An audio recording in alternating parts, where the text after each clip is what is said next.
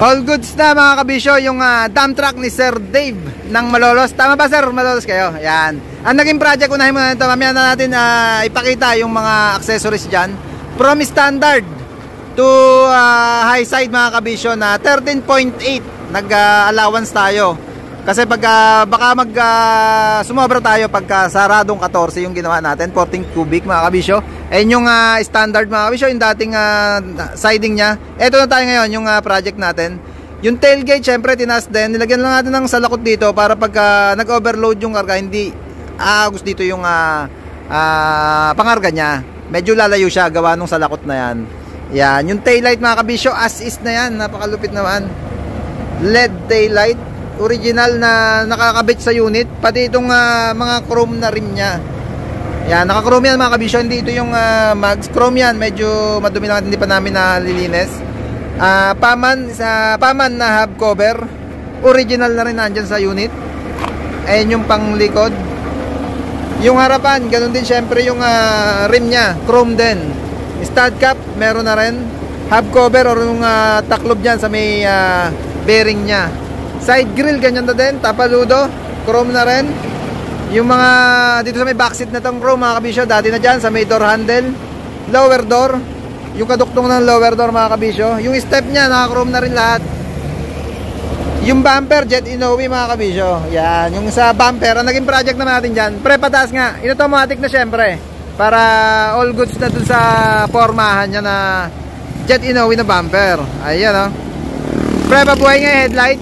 Naka HID na rin yung headlight dyan. Pababa na para makita natin yung ilaw nung headlight dyan. Super white. At puro dilaw yung mga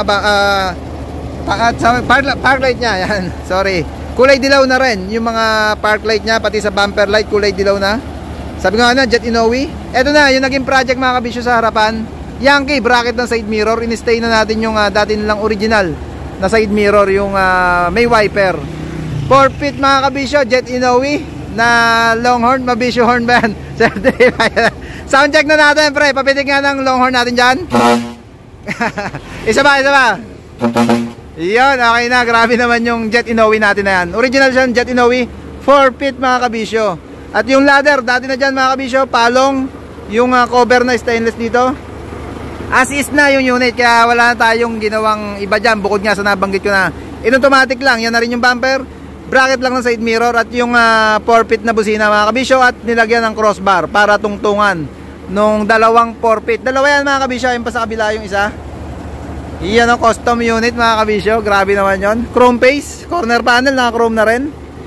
Ano ba yung mga kakaiba dito? Yung sa may wiper panel, ayan mga kabisyo, naka chrome na rin yan. As is na nandyan na sa unit. Syempre sticker meron na yan. Certified kabisyo, certified mabisyo, certified na himas sa tarima. Ito unit ni Sir Dave ng Malolos. Sir, thank you. Babalik pa doon Sir Dave pagka napinturahan na. Project naman 8 tones, tsaka yung ano ba ihabol natin sir? Yun nabanggit mo kanina. Nakalimutan ko. Ganun na lang, basta abangan nyo ulit mga kabisyo. Babalik to pag napinturahan na. Sila na magpipintura sa garahe nila mga kabisyo. Sir Dave, thank you po for trusting Team Kabisyo. Hanggang dito lang. Maraming salamat sa panonood. Maraming salamat sa suporta. Please like, share, subscribe to my channel Bacon Republic para updated lagi ako sa mga unit nating masen. Peace, Bacon Republic. Pabusin na isa pa dyan. Yan ha.